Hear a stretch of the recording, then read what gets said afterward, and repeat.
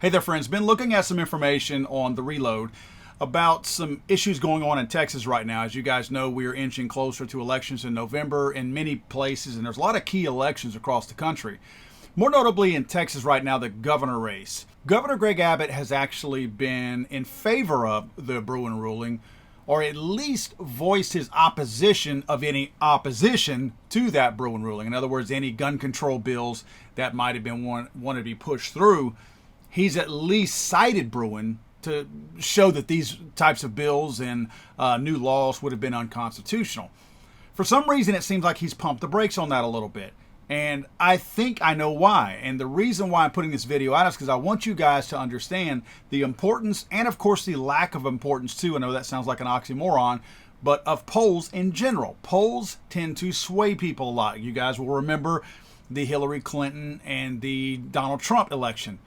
All polls had Hillary Clinton trouncing Donald Trump, absolutely trouncing him, to the point where I'm sure some people sat the election out who would have voted for Donald Trump because they just assumed it was going to be a landslide victory for old Hillary.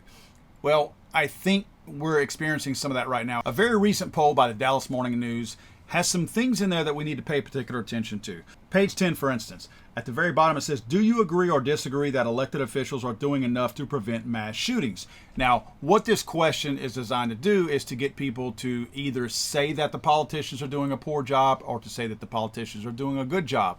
What it really shows is how the people in general feel like politicians have anything to do with, quote, mass shootings. That's the scary part. If you look at the numbers, I've highlighted here the two numbers that bother me the most, that actually add up to 60% of the people who were polled.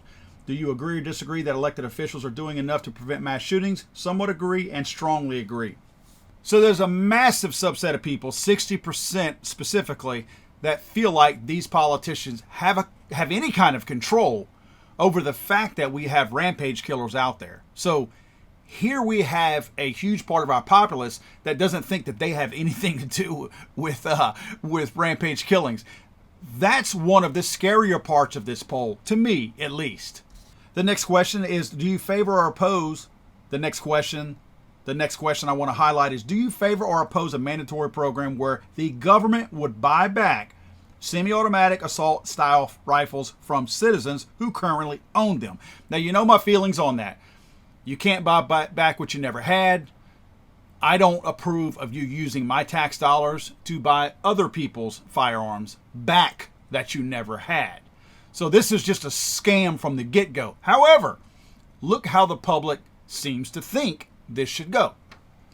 Favor a great deal, 25%. Favor a moderate amount, 14%. Favor a little, 12%. So guys, we have 51% of the respondents in this particular poll who believe that you should not own an AR-15 and that the government should be able to use your hard-earned tax dollars in this horrible, absolute train wreck of an economy to pay people to take their guns from them.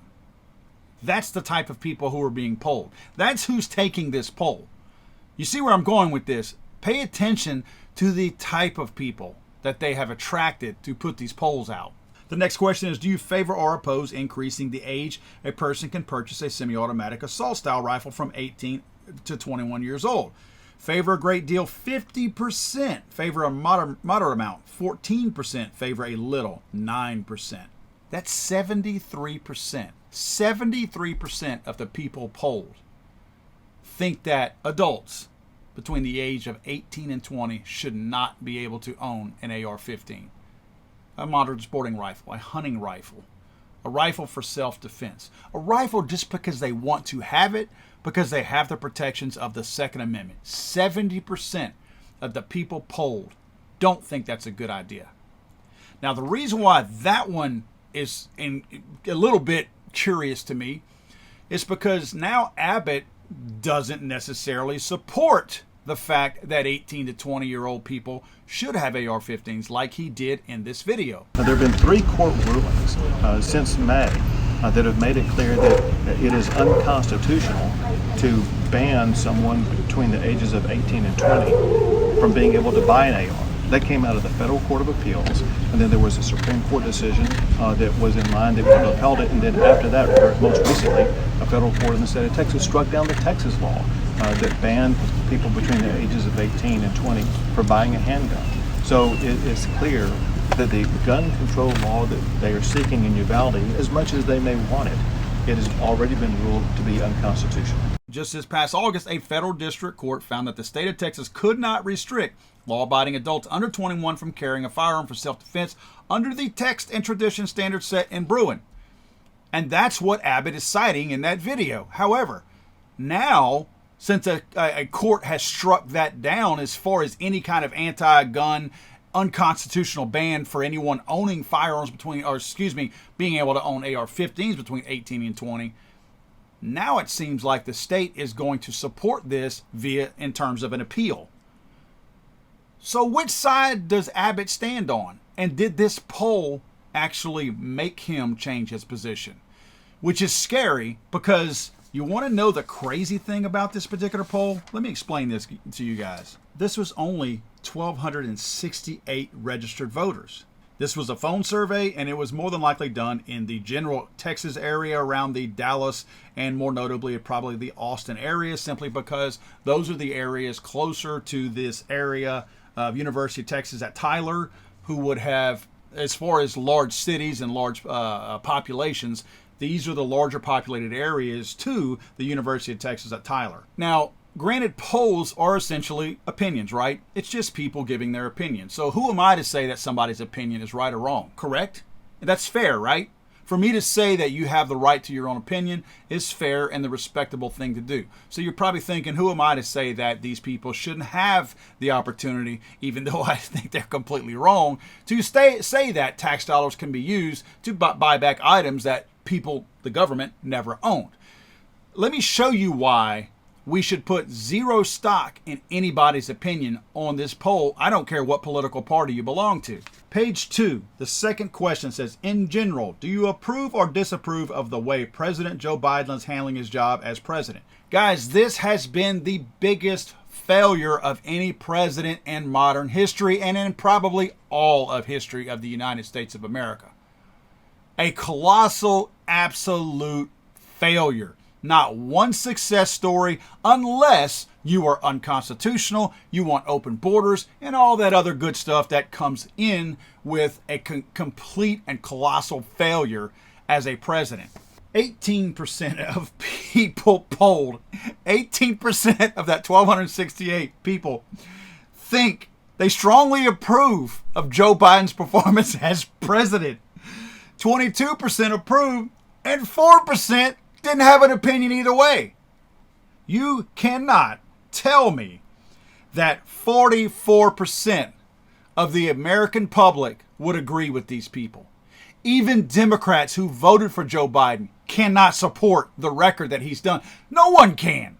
The statistics are out there. You are pounding your head into the sand if you think this man is doing a good job. I get the 4% that don't want to comment because they're ashamed of who they voted for, but they absolutely hate the other side, so they can't even show that they, or at least give any hint that they might support them.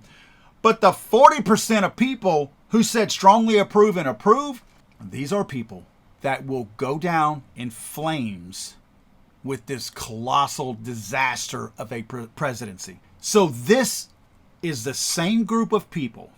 We know we've got 40% of them, and let's be fair, not 44. Let's not throw the 4 in there who were ashamed of their vote and simply didn't want to answer this question. Let's just take the 40. We know that 40% of this poll was polluted by blue-haired, man-bra-wearing, electric car driving wackos who will never support a reasonable thing that ever comes across to them in any kind of way whatsoever. They do not use common sense to arrive at the decisions they make and who they want to vote for or support. It's simply feelings, and this is the worst part. The feelings are a huge part of it, but it's essentially social media. It's how they are viewed and how they are looked at by their peers and other people. If it's trendy, they're going to support it. So what they do is they make things trendy. so that other people will support it. That's the danger of polls, because now polls are going to make this look trendy as far as the 18 to 20-year-olds purchasing firearms. We have to be careful that we don't fall into the traps of allowing people to tell us what is trendy. We need to do a better job of deciding what we think is important to us and our families and worry about that, and stop worrying about what anybody else thinks of us or what we believe in. I'm sorry, I thought this was America.